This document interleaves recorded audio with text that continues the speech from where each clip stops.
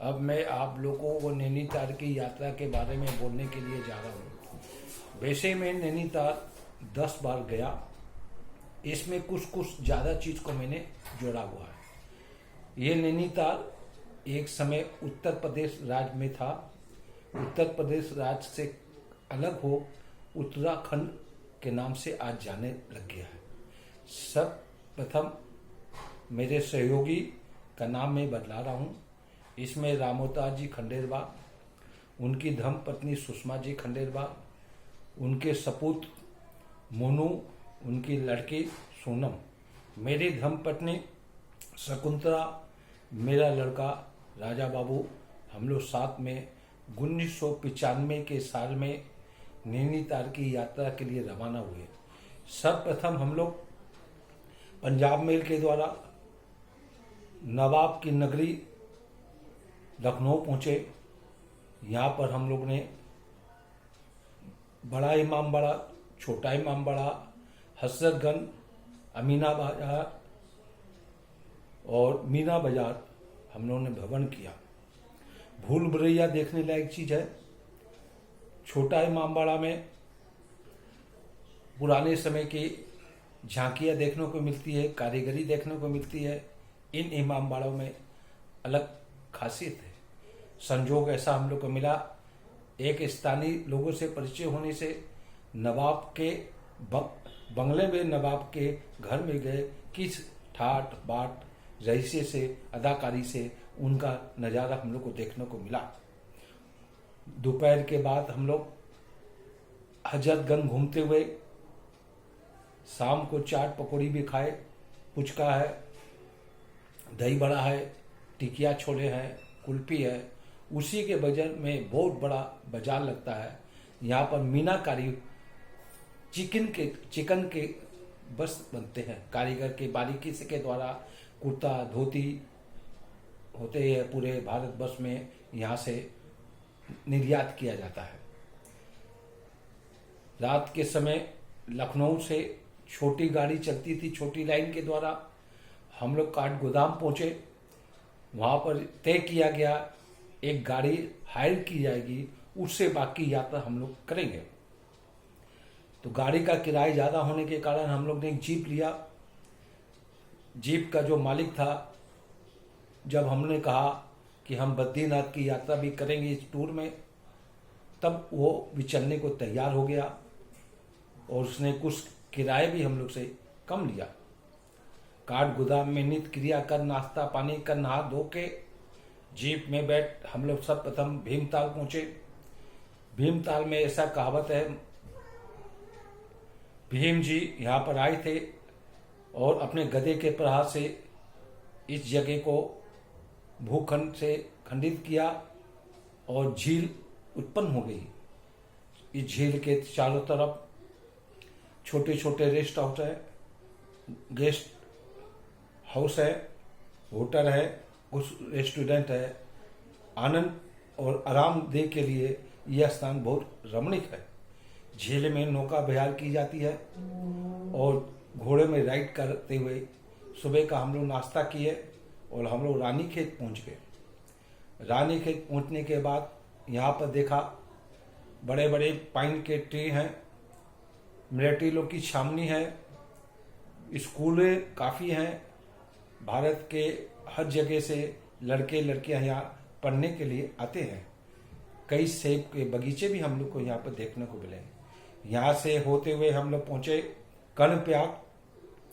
कर्णप्रयाग से जोशीमठ, यहाँ पर गाड़ी रुकी क्योंकि वन साइड का रास्ता है। एक साइड आती है गाड़ी, एक साइड जाने वाली, एक साइड आने वाली। कुछ समय यहाँ बीता तो हम लोग दोपहर का नाश्ता खाना यहीं कर लिए। फिर रास्ता वहाँ पर ब्लॉक था, टूटा हुआ था, चट्टान गिरी हुई थी, उसमें कुछ टाइम लगा। इस प्रकार बद्रीनाथ हम लोग रात को 7:30 पौने 8 बजे पहुंचे।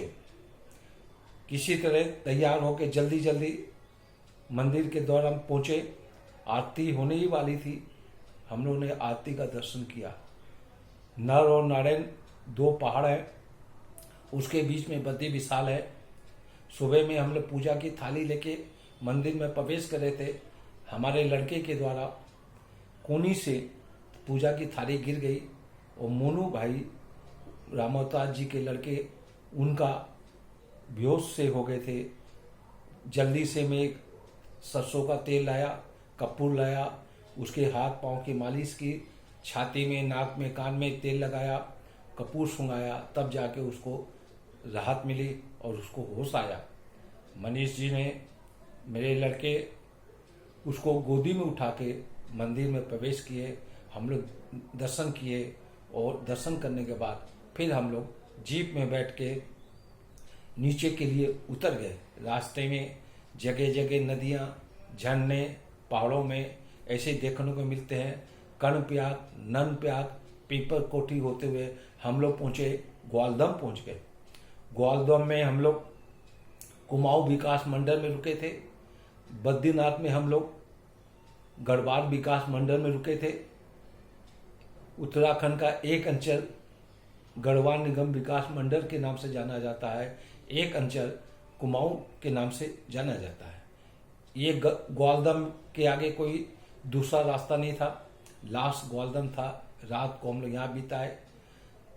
गरम गरम मटर और आलू का पराठा, गोभी का पराठा भी खाए। चांदनी रात थी, पगडंडियों में चांद का प्रकाश पड़ रहा था, आकाश में तारे मुस्कुरा रहे थे। ये माहौल, ये मौसम, ये नज़ारा हटने को मन नहीं कर रहा था। ठंडी ठंडी हवा भी बह रही थी। बिचारी हुआ सुबह का आनंद लिया जाएगा। सुबह उठे, मौसम साफ था, चारों तरफ आकाश में नीलापन था, सूरज का प्रकाश हिमालय की चोटियों में पड़ रही थी। कई चोटी साफ नजर आ रही थी। चौखंबा, त्रिशूल, नैना पीक, स्नो पीक। चौखंबा के पास में एक मैग्नाइट पर्वत है। इस पार इंडिया, उस पार तिब्बत और तिब्बत के बाद चाइना। इस स्थान से कोई भी प्लेन आना जाना नहीं होता है, क्योंकि मैग्नाइट उसको अपनी ओर खींच लेता है, एक्सीडेंट हो जाता है। ऐसे वहाँ के कुछ स्थानीय लोगों से बात करने के बाद हम लोग को मालूम पड़ा। यहाँ का दृश्य देख के हम लोग आगे के लिए रवाना हुए। नीचे में बैद्यनाथ मंदिर, ये दुर्गा जी का मंदिर है, इसका हम लोग ने दर्शन किया। फिर हम लोग आगे में एक चाय का बागान था, उस चाय के बागान में हम लोग ने इंजॉयमेंट किया। कैसे पत्ती तोड़ी जाती है, कैसे चाय की पत्ती को कटिंग होती है, कैसे इसकी चाय की पत्ती को सुखा के और उसका चाय का प्रोसेस भी हम लोग ने देखा। घंटा डेढ़ घंटा यहाँ रहने के बाद दोपहर का खाना हम लोग ने यहीं पर कर लिया। फिर आगे के लिए हम लोग बढ़े। रास्ते में पड़ा जागेश्वर मंदिर, यहाँ दो नदियों का संगम है, भोले बाबा का लिंग है। यहाँ पर हम लोग ने दर्शन किया। बोलते हैं पांडव जब वनवास में आए थे तो इन्होंने यहाँ पर लिंग की स्थापना की थी। अनादिकाल से ये लिंग की पूजा होती आ रही है। इस लिंग की पूजा होने के बाद हम लोग चेताई गांव गोला गोलूनाथ पहुँचे।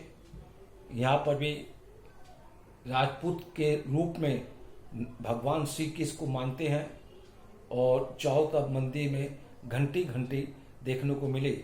जिसकी मनोकामना पूरी हो जाती है उस इस मंदिर में घंटे छोटे बड़े अपने अपने हिसाब से अपनी मनोकामना के बाद चढ़ाते हैं।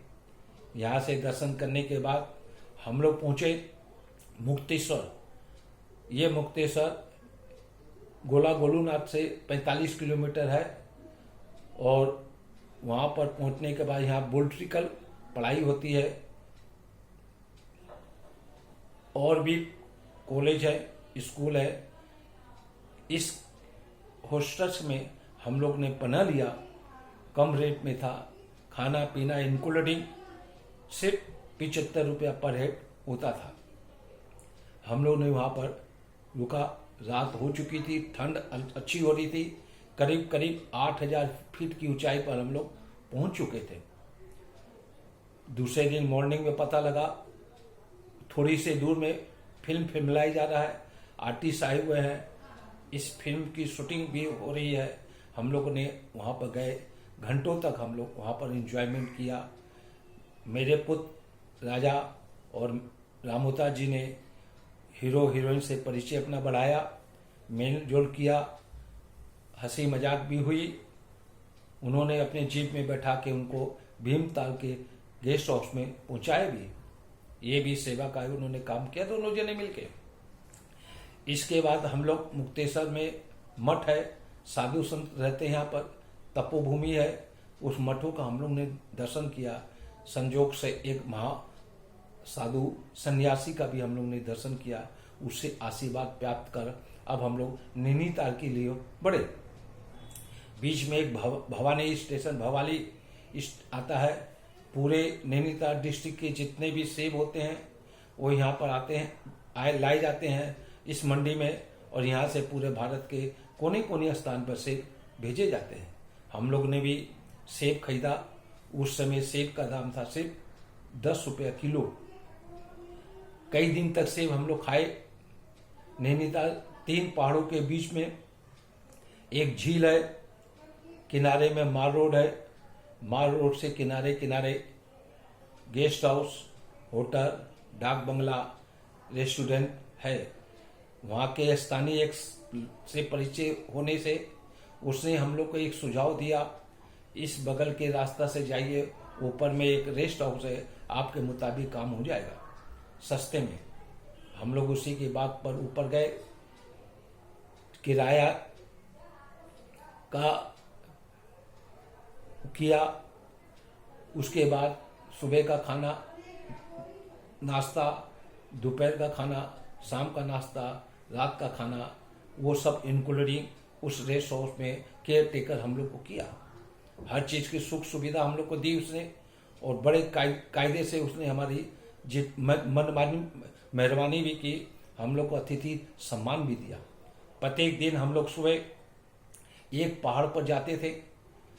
कभी स्नो पीक में बच्चे लोग को घोड़ा कर दिया जाता था और हम लोग पैदल जाते थे। पहाड़ की चोटी में जाने थे, चारों तरफ हिमालय का सीन देखने को मिलता था। ऊपर से नैनीताल की जो झील है वो देखने को मिलती थी। कभी कैमल हिल में, कभी चाइना पीक में। अब चाइना पीक का नाम बदल दिया गया है। एक साइड में दुर्गा जी का मंदिर है, उसका हमने दर्शन किया। एक साइड हनुमान जी का मंदिर है, उसका हमने दर्शन किया। झील के चारों तरफ घोड़ों में बच्चों को हम लोग खुद राइड किया करते थे। वहाँ पर एक क्लब है, क्लब में टेम्पररी मेंबरशिप भी बनाई जाती है, और उस मेंबरशिप बनने के बाद उसमें इंडोर गेम खेला जाता है।